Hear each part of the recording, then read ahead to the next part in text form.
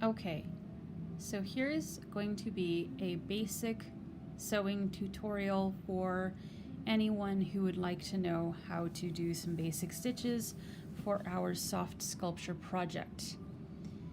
For those of you who might already know a little bit of sewing, maybe you'll learn another stitch or some tips and tricks. Everybody has their own way of hand sewing.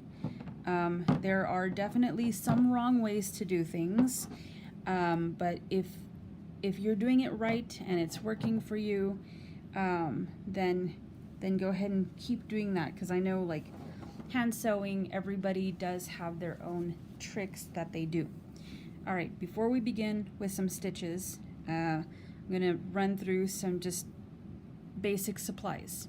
All right, scissors, for those who have seamstresses or hobbyists in their house, you might know that certain scissors are only to be used on fabric.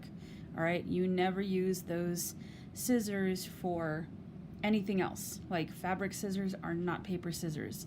Paper dulls fabric, or paper dulls fabric scissors. All right, there's lots of jokes about that. I always get tagged in those jokes. These are not my fabric scissors. In fact, I was using these to cut out fabric. I mean, you can use regular scissors to cut out fabric, right? We've all done it. But it is a little bit tougher. All right, these are more my little just trimming. I use these for sewing, so I can just snip threads. All right, I have so many different pairs of scissors, nips, stuff like this, little nippers. Some are good, some are bad, some probably just need to be retired. All right, so it's important that you always take care of your scissors. All right, so set my scissors aside for right now. I have 3 different kinds of thread. Okay, this is the normal kind of thread. You're probably, you see, you can get it at the dollar store. You can get it, like little emergency travel kits. This is regular. This is probably cotton polyester. I don't know, the label's peeled off. So this is what I use for, and there's a bunch of different kinds of threads. While I do have a major side hobby of sewing, and I have several different kinds of thread, I don't get into the truly specialty threads. All right, sometimes they get a little pricey. I know some people swear by 100% cotton or 100% linen. All right, for hand sewing, as long as it doesn't constantly break on you, that's fine. All right, I also have some heavier duty thread. So if you're going to be doing like vinyl or denim, which is what your jeans are made out of, maybe something like this would work. But again, you don't have to run out and buy specialty thread. Okay, this is an upholstery thread. Upholstery, like stuff for couches, pillows, especially outdoor, and it goes fuzzy, outdoor stuff. All right, so you can even see that it says outdoor if it ever decides to refocus. Okay, there we go. You're going to have to excuse my temperamental iPad. It goes a little fuzzy every once in a while. And then I have some embroidery floss. Okay, this is one of the kinds of floss, like you can make friendship bracelets out of, all kinds of things. Cross stitching, like canvas cross stitching, just simple braided. You could make little like decorative tassels. Okay, so for these different kinds of threads, you definitely do need different needles. All right, it also just depends on what you're sewing. So I have, this is my little wrist pin cushion. And this is my other standalone pin cushion. Actually, this goes in my little travel sewing kit. And so I keep my pins. And for those of you that don't know, like, we always see these tomatoes. And yes, this is a strawberry. So the tomatoes are where they're filled with like cotton batting and sawdust. All right, you put the needle in there so that it you don't lose track of your needle. And because of what it's filled with, it kind of helps sharpen it a little bit. It also helps keep it from rusting. All right, now this, if you do happen to have like a really dull needle and you have one of these strawberries, you put it into the strawberry and you kind of like rub it around the needle, okay? This is like sandpaper for the needle. It helps sharpen the needle. That's what the strawberry is for. A lot of people don't know that. They're like, oh, look, decorative strawberry on a tomato. Whatever for is that there for? Now you know. It is to help sharpen. That's like an emery board. It like files down any kind of little burrs that you might have on your needle. Because sometimes that happens. You get a needle that starts like snagging in your fabric. And if you're sewing really nice fabric or you're having a hard time sewing with it, you don't want it to snag. So sharpen your needle. So that's probably the one I'm going to be using for the demonstration. Well, I'll use a couple different ones. You see, I also have some circular ones. Yes, they really are that shape. All right. No, I did not curve them into that shape myself. That's how they come. These are upholstery needles. All right. Because when you're trying to sew like couch cushions, you need something curved. Okay. Because, you can't make the couch cushion bend to you. You have to make the needle bend around it. All right, clothing, you can like fold it up and manipulate it with your regular needle. All right, then I have, this is probably a tapestry needle. So there are tapestry and embroidery needles. Wait till it gets focused again. Come on, focus. It takes a bit. It's had a long day. Let me move some stuff here. Okay, so I don't know if you can tell that one has super tiny eye and this one has a much bigger eye. All right, so you're probably not going to use regular thread in the bigger embroidery, chenille, tapestry needle, okay? Those are going to be the thread you're going to use in something like that. Come on. The thread that you're going to use in those needles is going to be like this upholstery thread or your embroidery floss. All right. If you're going to be using yarn, you want to make sure that you have an even bigger, like it doesn't have to necessarily be longer.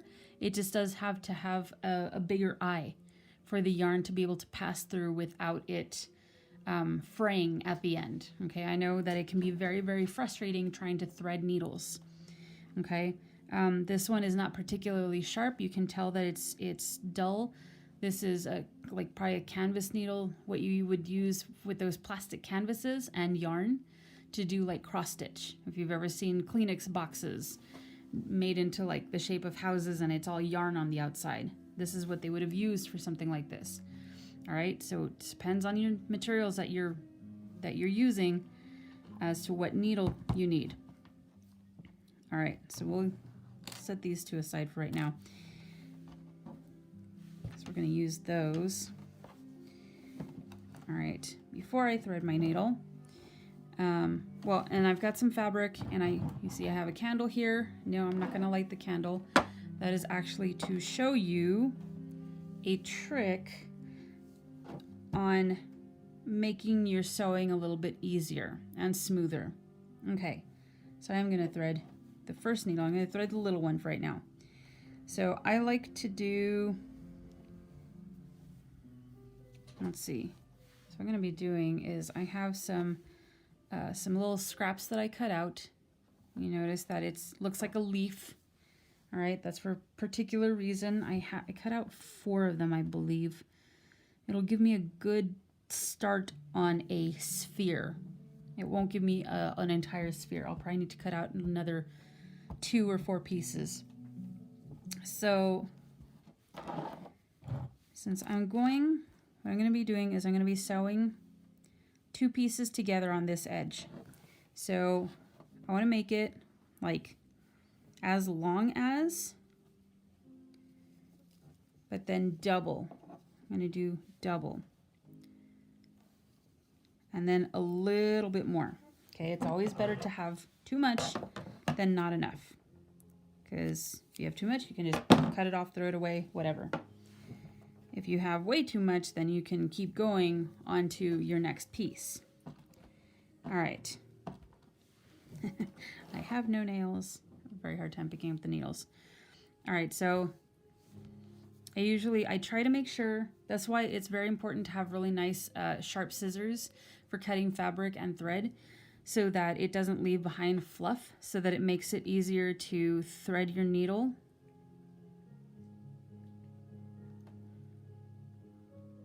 Come on. There we go. Got it threaded.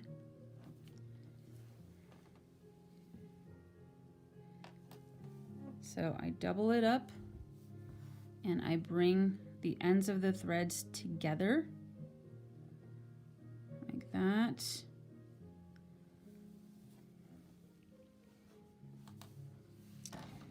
Move my embroidery needle aside real quick.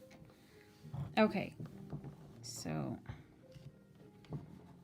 same with your straight pins. Maybe not so straight. I've tried to sew through them. They go into your tomato to keep them out of the way, keep them sharp. I have a little dog. I'm sure you've all heard him. Max likes to chew on my pinned tomato. Not this one. It's another green one that is kind of sorry looking. He loves to pull the pins out and try to eat them. Okay, so I have two of these leaf things together. And make sure that my edges are lined up. All right, I'm going to pick up my needle. Now, so this is going to help make your sewing a little bit smoother, and it's going to strengthen the thread. And what I'm going to do, so this is something called Thread Heaven, all right? It's like fancier wax, and you can use that, and all you have to do is like run the thread between your thumb and this little thing. You can also use beeswax, all right? Those are very specific tips, very specific tools for sewing, okay? You don't have those tools, you're not planning on becoming a seamstress or a costumer or a fashion designer. I get it. Sometimes you just need something like quick and dirty. I mean, most people that I know that sew as just a hobby don't have anything like this, all right? Like I'm a pretty serious costumer, okay? I work with community theaters, so I do this a lot, okay? It helps me to get some of this stuff, but for most people, they don't need this specialty stuff. What can you use? A candle, all right? Same thing. I'm just running it between my thumb and the candle, all right? It doesn't even need to be a particular color. It's probably best if you had just plain white, but if you had like a pale color, but most candle wax is not going to transfer color onto thread, okay? So now I'm gonna pick up my two pieces. I'm gonna keep them together. If you're really worried about keeping them together, you don't think you're gonna be able to do it, then you can pin them along that edge. If you don't have pins, you can use paper clips. All right. Okay, so that should be more than enough. And what I'm going to do is a simple running stitch. Okay, you can start it from the top or the bottom. It's up to you. Notice I did not tie a knot on the end. All right. Some people do. When I was growing up, when I was learning sewing, that's exactly what I did. Okay, but I like to make sure that nothing's going to be falling apart. Okay, I want to make sure that stuff is going to last. Sometimes it's really hard to undo my hand sewing because I've done back stitching and tiny little stitches to make sure, like I triple knot things. Okay, so I pull it almost all the way to the end. Notice that I'm leaving like enough thread that's like the last two joints of my finger, because what I am going to do is I'm going to tie a knot. And like I said, I like to make stuff very secure. So I end up tying 3 knots. Why 3? I don't know. It's just my own little compulsion on this. I feel it's gonna fall apart if I don't have 3 knots. So I've tied it 3 times, and now I'm just gonna do a basic running stitch. So that's, and for that, let's see if I can get closer. Okay. So I have my needle on top. And so I'm kind of like going to be accordion, making it like an accordion, or like a kind of like a fan. And I'm trying to do it as evenly as possible. Now, something like this definitely takes practice. So if you don't get it exactly even, that's fine. It's practice. So I'm gonna, see, I have it gathered right now, but I don't want it gathered. I want it just a regular stitch. Okay. That's what I've done so far. If you want, if you're not terribly confident in doing what I did, come on. Focus, focus, focus. It's taking longer and longer to focus.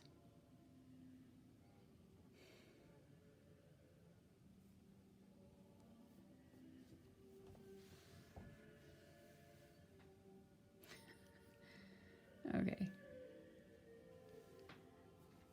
All right, if you're not very confident in doing what I did, maybe my eyes are just fuzzy. No, it's not focusing. That's fantastic.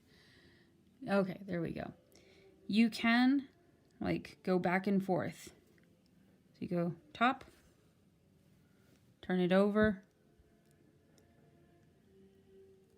push the needle through, turn it over. Just make sure that you don't pull it too tight.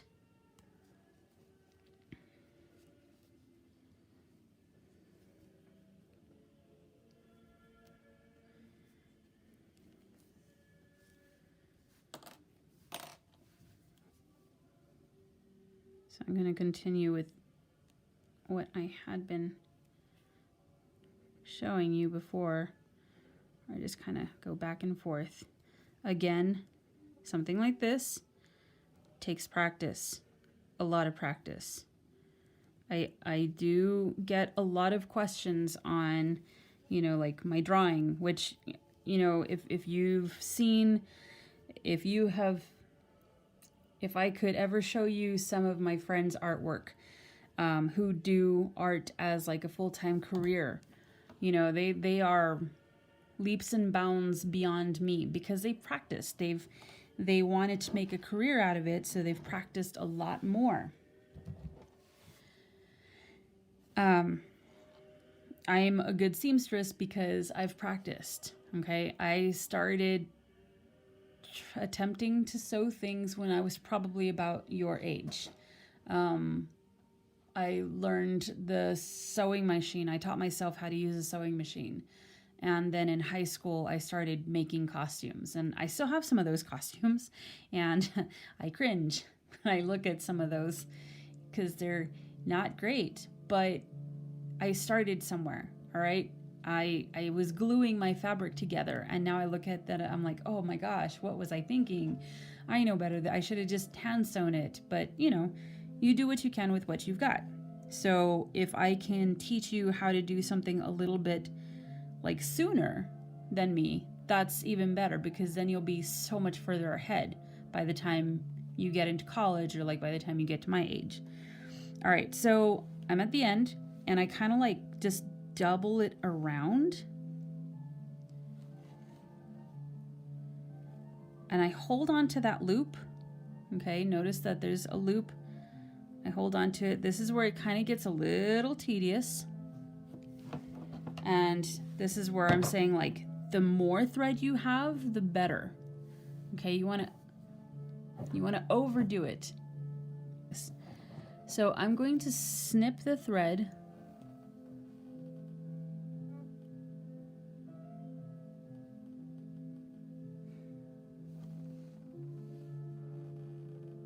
Okay, I'm going to snip the thread right below the needle.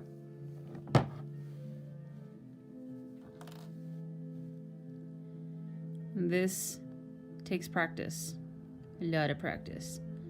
I'm very carefully separating the threads.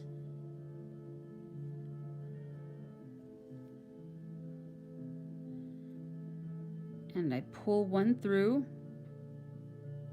and I leave one on the other side. So one's on one side, one I pulled through the loop, and now I can pull them both. I may have been off screen for that.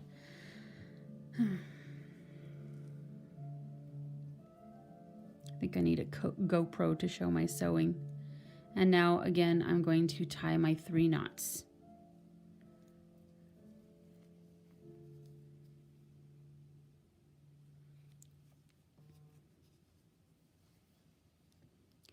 All right, so there's my one seam.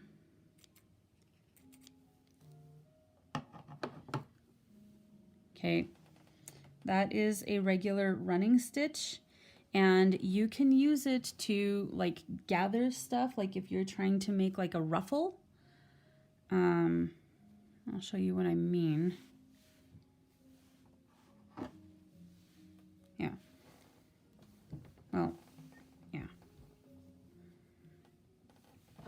So let me thread my needle again.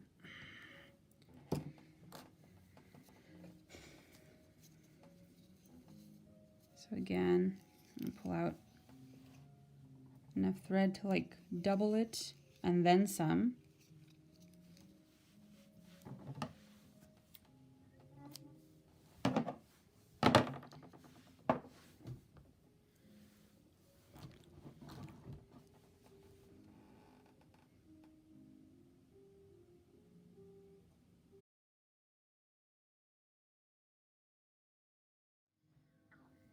So my video cut off because I was recording it on YouTube, but that's fine. I was able to go and get some more lighting, so hopefully that helps with the focus. All right, so I rethreaded my needle using this. Basically, it smooths down like this, and the wax candle smooths down any like stray hairs, and kind of it just helps to strengthen the thread. All right, so again, I'm going to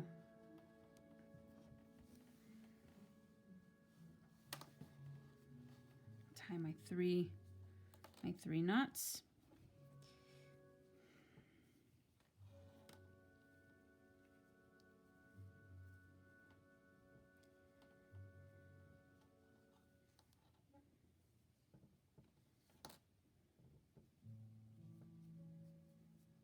Okay, so I'm going to, for as long as I can do it, because I don't think that I made the thread long enough.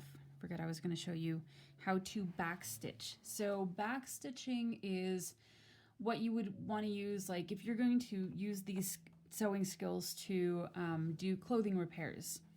All right, a backstitch is a really good stitch for that. Okay, it's kind of a repair stitch, or if you're making something from scratch and you definitely want it to hold up. So you're basically playing leapfrog with your needle and your thread. Okay, so okay, put my needle in and I bring it out the top.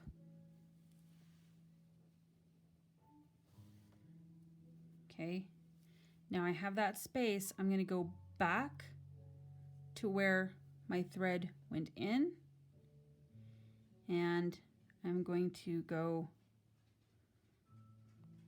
through, like I'm skipping.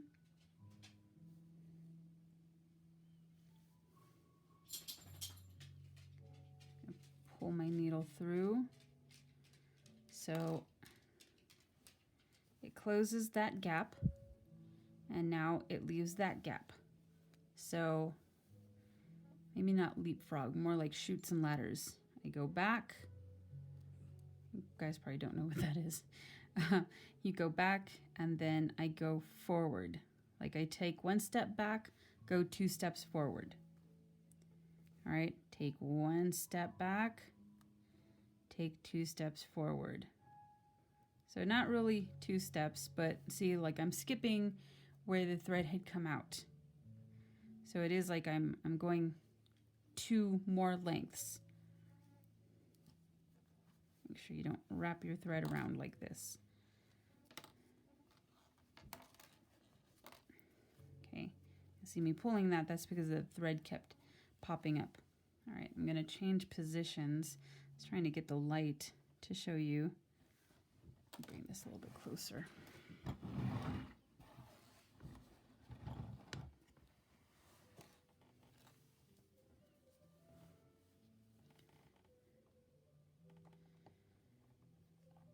So again, this is like a seam strengthening stitch. You want to make sure that nothing's going to fall apart and you don't have like weird gaps. So like this one, where we did our little running stitch, if I open this up, because I did create all those gaps, you know, if I pull it, I can see, it's not too bad. I guess my stitches were fairly close enough. But, you know, if your stitches are kind of far apart, you're definitely going to see gapping. With this, because they're right next to each other, they're on top of each other, really.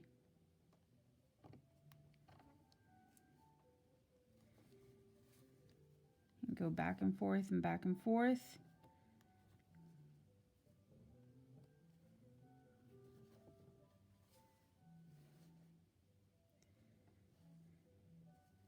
And this one also takes some practice to get kind of neat and in a line.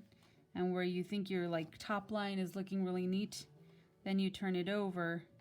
And this, you really can, you can see on camera, they are like overlapping. They're one on top of the other. All right, so that's where if you're gonna do a back stitch, you have to do like quadruple the amount of thread, the length of thread as your project is. Because, see, we double the thread over, but we're going back on our stitches. So it's gonna take up all that extra thread. So I'm gonna make it about halfway before I have to tie it off.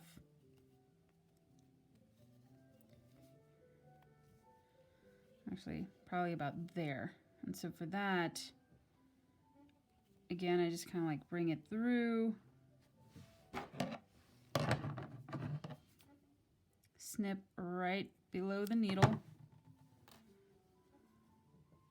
Sometimes, if I've made the thread particularly short, rather than pulling one end through the loop, I separate them and I just pull on the loop so that one is separate and the other, like they're technically kind of through the loop. They're separate so that I can tie a knot, tie them around on a knot.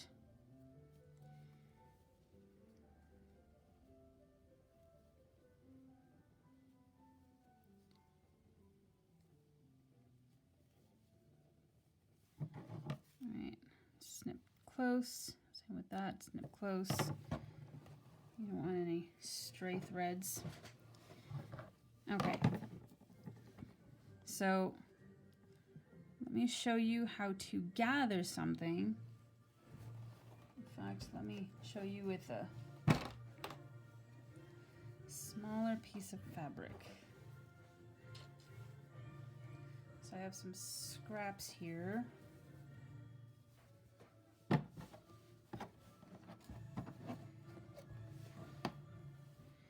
And I'm going to show you with the embroidery and the upholstery thread.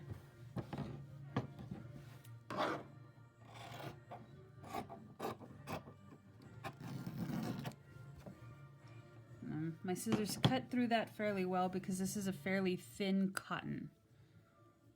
All right, so I have this, it's one layer. Now I'm going to get my upholstery thread. I'm going to get a fairly long length of it. Well, yeah, because my piece that I'm gathering is kind of long.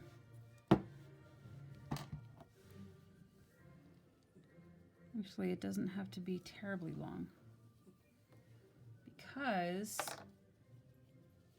we're going to turn this piece of fabric into about half the length that it is right now.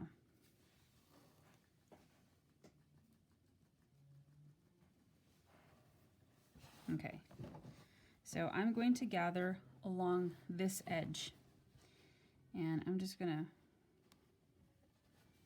make a quick hole, pull the thread and the needle through. Oh, good, the light is lighting up the thread. So I'm going to knot this.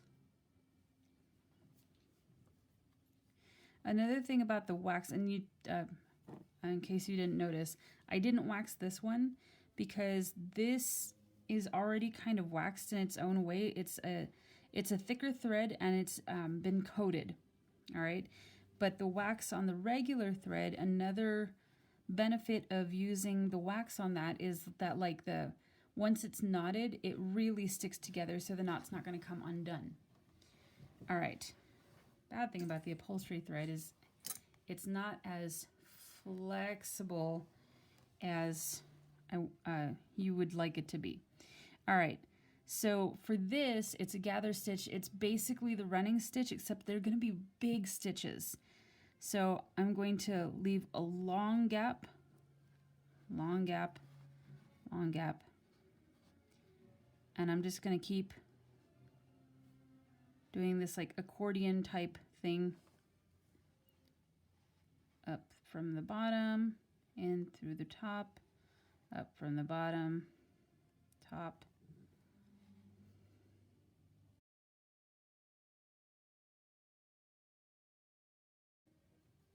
You can pull the needle through to see where you are. So I have it all gathered up.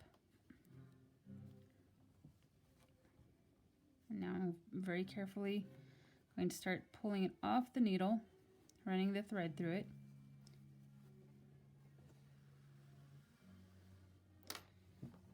I'm going to keep pulling. So, all right, so my needle is all the way off to the side. Oops. And I definitely have enough thread. But notice how big those running stitches are compared to those. All right, that's because this we're going to use to gather our fabric. And when I'm doing like that, I'm going to hold onto my fabric, and I'm going to start pushing the fabric, and I'm holding the needle steady. So I'm just kind of holding the needle and moving my fabric along the thread. So if you're making like a curtain or something, or gather,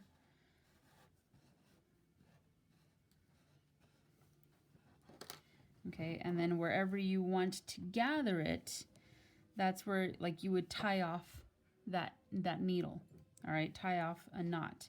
Or say you wanted to gather it all together, okay, maybe that's your intention.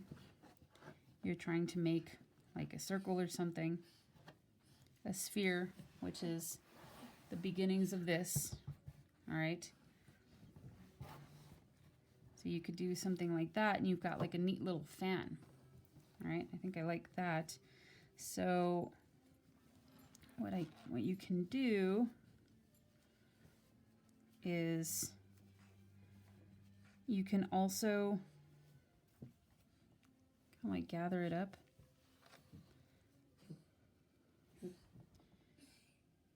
Don't mind my dog hacking up a hairball to the side.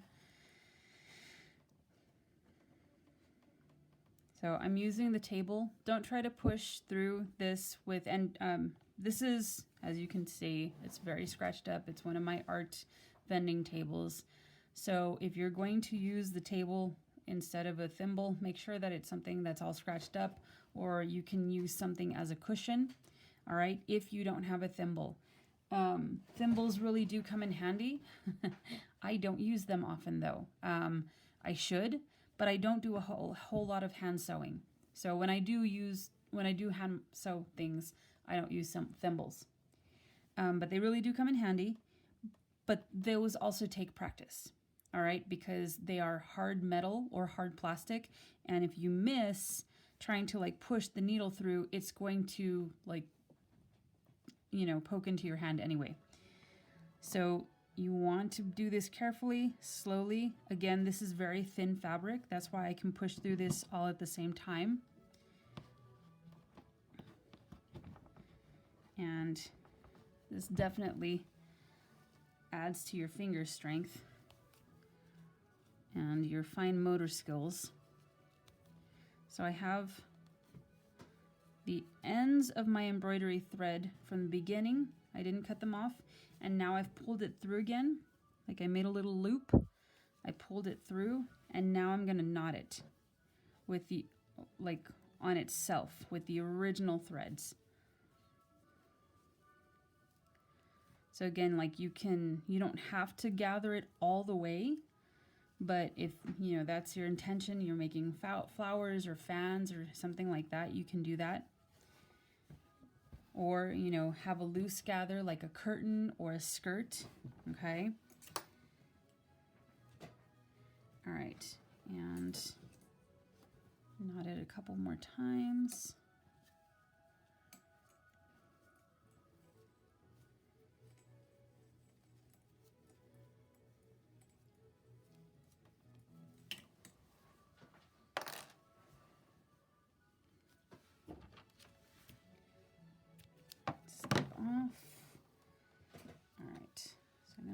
This thread up because I still had quite a long amount, and I just very neatly rolled it up so that I can stick it into the pin tomato.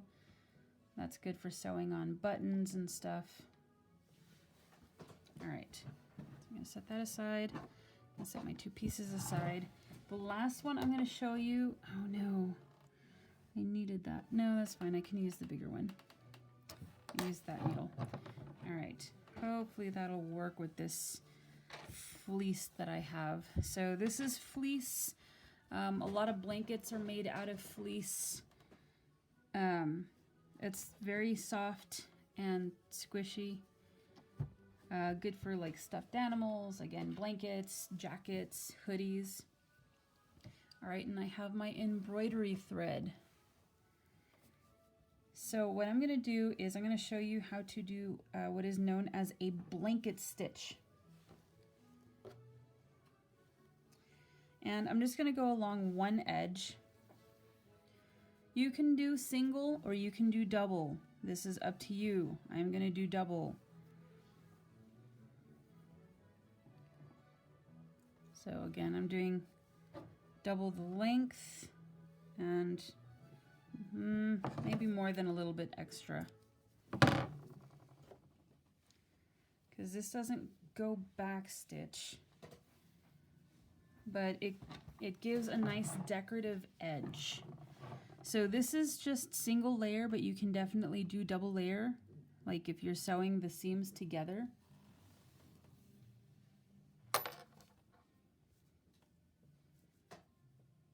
I hope this needle is sharp enough. It's not that it's dull, I think I have glue on it. Why is there glue on my needle?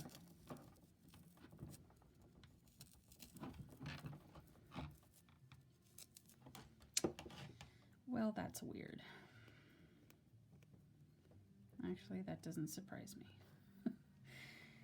Okay, so, but like I said, this one isn't dull to begin with, so this should be sharp enough to go through the fleece with a little bit of wiggling. Yeah. All right. So again, top or bottom. With this one, you can just tie it once. No, at least twice. I just like to make sure.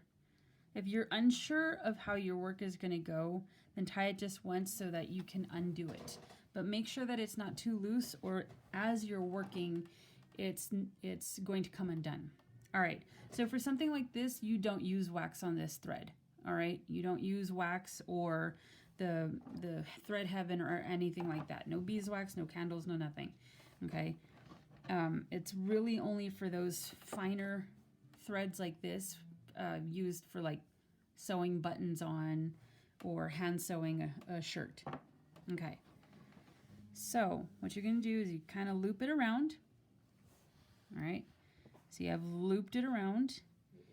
I'm going to go like maybe like a fingernail apart from that side, and I need to keep them like on the same line. So if you want to take a pencil and kind of mark where your holes are going to go, you can do that also. All right, so I'm going to push through. Now notice I'm going to keep my needle like going through this loop, because as it goes through the loop, it creates this little like ridge. So this you don't want to pull too tight. All right, if you can't see this really neat stitch, then you've pulled too tight. So go in again like a fingernail length apart. Keep it going through the loop.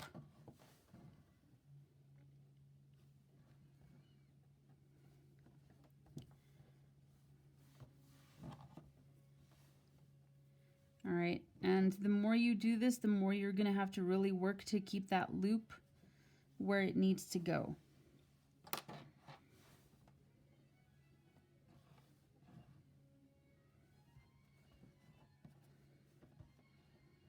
Now this would be a little bit sturdier if I did have it doubled up. All right, actually, in fact, let me go ahead and double it up. That way you can see. But just make sure that you have a needle sharp enough to do this.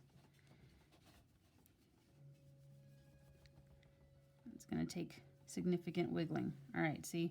So now I'm going to have to loop it, pull the needle through the loop.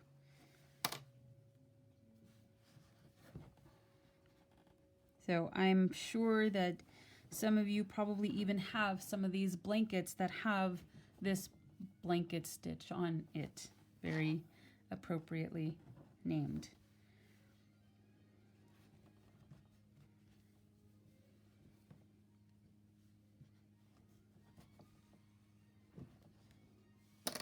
And this one you kind of need to adjust as you go also, just to make sure that it's nice and neat and even. Okay, as with anything, this takes practice. All right, it takes practice to eyeball the distance. It takes practice to wiggle the needle through. Okay, sewing is rough on the hands. But if this is something that you can pick up to do, you have like really good, fine motor skills. Okay, very good manual dexterity. Okay, I'm ambidextrous. I can write with both hands because of sewing, because of piano playing, because, because of those things, I also, was learning guitar.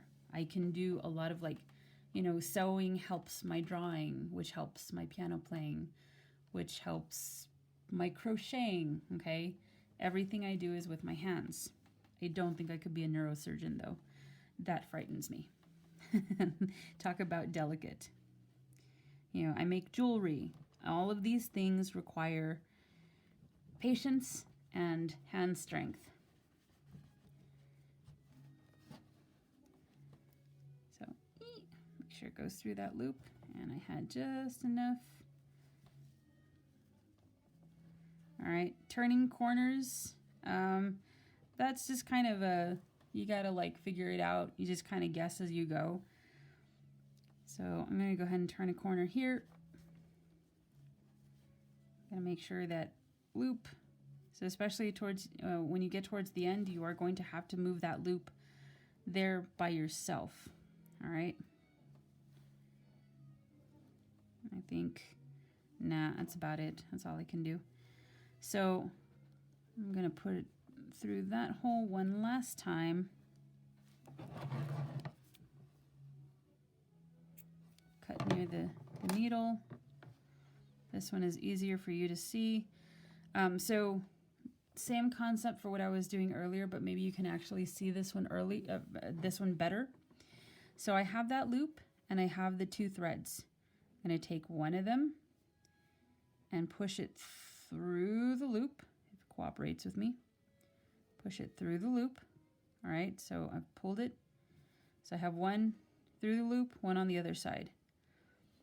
And now I can pull them through and they are knotting around those other threads.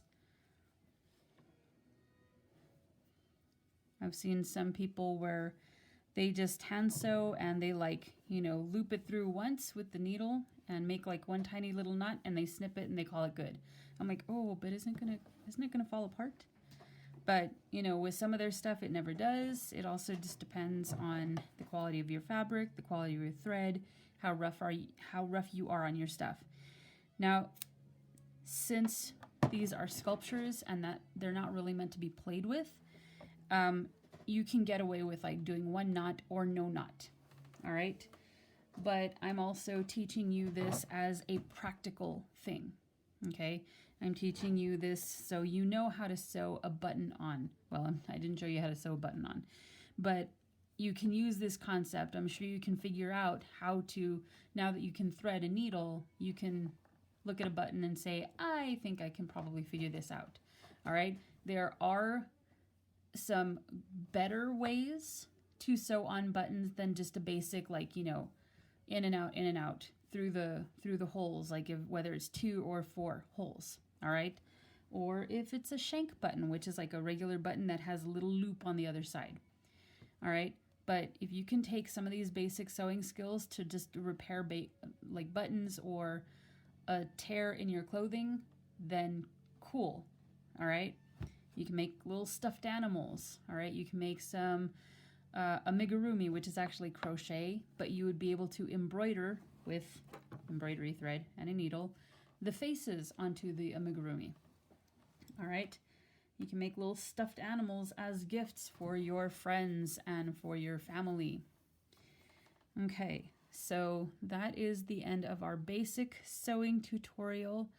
I may do some others, such as sewing on a button, or maybe even some sewing tips like how to use a candle to make a zipper work better. All right, so hopefully this helps you with your soft sculpture project. All right. Thank you for watching.